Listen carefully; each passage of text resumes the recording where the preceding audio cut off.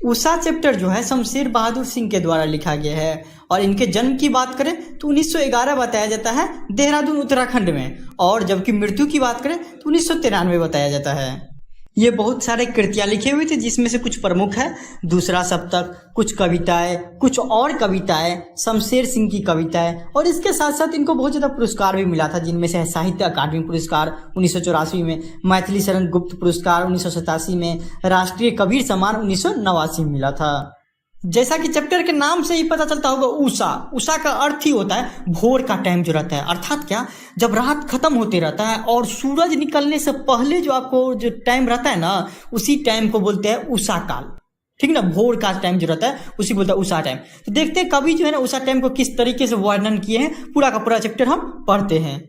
वो कहते हैं क्या, प्रातः नभ था बहुत नीला शंख जैसे, भोर का नभ राख से लिपा हुआ चौका अभी गीला पड़ा है। अर्थात क्या, कवि जो है ना सूर्य निकलने से पहले जो भोर का टाइम रहता है उसका जो है ना प्राकृतिक का सुंदर वर्णन किए हैं। वो कहते हैं क्या, ये आकाश न नीले शंख जैसा प्रतीत होता है। आप भी गौर किए होंगे कि जब सुबह में निकलते हैं ना तो एकदम पूरा काला काला, तो पहले बात तो रात का थोड़ा बड़ा अंधेरा रहता है और सुबह में जो है सूरज नहीं निकला रहता है, तो उस टाइम में देखिएगा ना थोड़ा एकदम पूरा का पूरा नीला की तरह दिखते रहता है। तो वही कवि बोलते हैं कि सुबह का जो आसमान दिख रहा है नीले शंख की तरह, हाँ वो इस तरीके से लग रहा है कि जैसे सुबह सुबह जो है ना औरत उठ के चूल्हा सब लिपती है ना,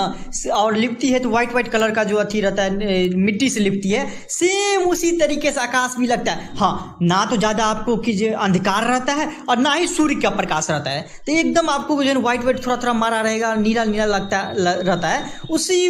को दर्शित किए हुए उसी प्राकृतिक सुंदर के बारे में कवि बोलते हैं कि मानो इस आकाश को भी किसी ने राख से लिप दिया है। आगे, बहुत काली सील जरा से लाल के सर से कि जैसे धुल गई हो, स्लेट पर या लाल खड़िया चाक मल दी हो किसी ने।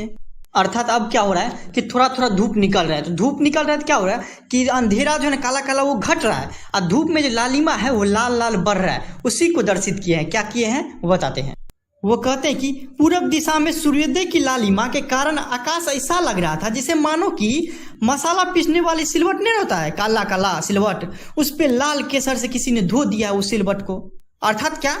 यहाँ पे जो आपको सिलवट है वो क्या हो, काला है, अर्थात क्या रात का टाइम जा रहा है और लाल लाल मतलब क्या सूर्य का प्रकाश, ठीक ना, तो वो आ रहा है, उसी को ये दिखाया है कि काला जो रहता है सिलवट उस पे लाल, अर्थात क्या आसमान का जो सूर्य का प्रकाश है वो तेजी से जा रहा है उस पे। कवि फिर कहते हैं कि मुझे उस वक्त ऐसा लगता था जैसे कि मानो किसी ने काले रंग का स्लेट जो रहता है जिसपे लिखता है बच्चा सब, उस पर ना लाल खड़ी अर्थात क्या मिट्टी का प्रयोग करके लिखा गया, लाल वाला मिट्टी का प्रयोग करके। अर्थात क्या, कवि यहाँ पे जो ना काली जो अंधेरी रात है उसको स्लेट से कंपेयर किया है और उन्होंने सुबह की लालिमा को लाल खड़ी मिट्टी से कंपेयर किया है। आगे कहते हैं क्या, नील जल में या किसी की गैर झिलमिल दे जैसे हिल रही हो और जादू टूटता है उस उषा का जब सूर्योदय हो रहा है। कवि फिर से उसी टाइम का वर्णन करते हैं जिसमें क्या होता है कि रात खत्म होते रहती है और सूर्य का जो है ना सूर्योदय नहीं हुआ रहता है, ठीक ना, सूर्य की किरणें नहीं आया रहता है, उसी को यहाँ पे प्रदर्शित फिर से करते हैं। कहते हैं क्या कि वो जो भोर का टाइम है जो नीले शंख की तरह लगता है वो ऐसा लगते रहता है लालिमा से पहले जैसा मानो कि नीले जल में नहाती किसी सुंदर की गोरा शरीर जैसे आपको आभा बिखेरती रहती है, सेम उसी की तरह आसमान दिखते रहता है, ना ज़्यादा काला ना ज़्यादा गोर, ठीक ना, उस टाइप का आसमान जो दिखाई देते रहता है उसका जो है ना आपको कंपेयर किया है कभी किससे कि नहाती हुई सुंदर गोरा की शरीर की, ठीक ना।